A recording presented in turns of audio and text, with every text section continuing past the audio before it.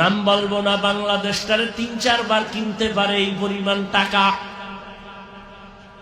সরকার তাদের টাকায় চলে, কিন্তু কপাল খারাপ। ১০-১১টা ভাই দেশে আছে, কিন্তু মা মারা গেছে, জানাজায় যেতে পারে না। গেলেই মানুষ জানাজা বাদ দিয়ে জুতা মারবে। এত টাকা বাংলাদেশে ৩ বার কিনতে পারে, এগো টাকায় সরকার চলে। যত সরকার আসবে ওগো টাকা ছাড়া চলতে পারবে না। আমি নাম বলতে চাই না, কপাল খারাপ কেন? মা মারা গেছে, জানা যায় যায় নাই, গেলেই জুতা খাবে। এই রকম মাস্তানি যারা করবে, পরিণাম ফল তাদেরটা কি আলাদা কিছু হবে না, ওদের মতোই হবে। হ্যাঁ,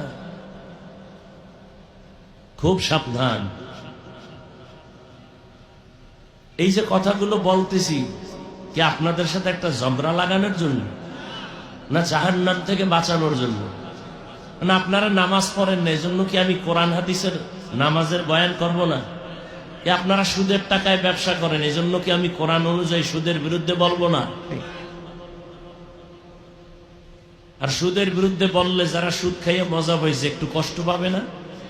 কষ্ট পাইলে কি আমি আল্লাহর কোরআনের বয়ান বাদ দিয়ে দিব? যারা সুদের সাথে জড়িত ২৪ ঘন্টা তার মায়ের সাথে জেনা জেনা জেনা জেনার গুণা। পৃথিবীতে এর থেকে আর ইতর মানুষ, নিকৃষ্ট মানুষ আছে? আপন মায়ের সাথে জিনার গুণা অল টাইম।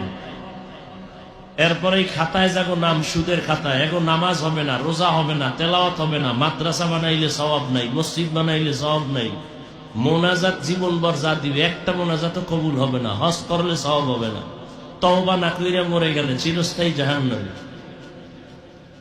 বুঝেন কিছু? কি বুঝেন? গ্রামীণ ব্যাংক থেকে লোন উঠাইয়া চায়ের দোকান দিবেন?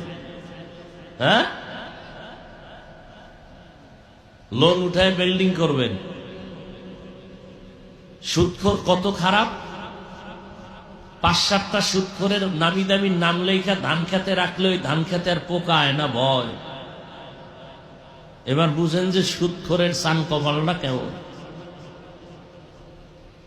২৪ ঘন্টার সেকেন্ডে সেকেন্ডে সেকেন্ডে অল টাইম মায়ের সাথে জিনার গুলো।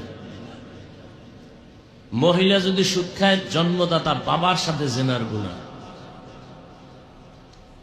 না খেয়ে মরে গেলেও তো এই অন্যায় করতে পারে না, ভদ্র সভ্য সন্তান।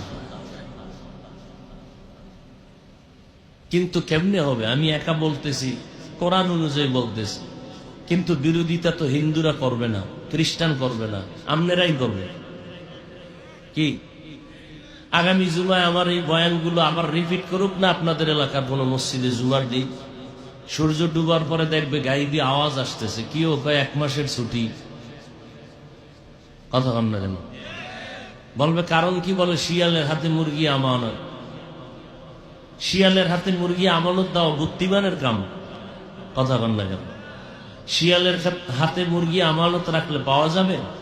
তো শিয়ালের কাছে মুরগি দিলে যা হয়, মসজিদ মাদ্রাসার চাবি সুদখোরের হাতে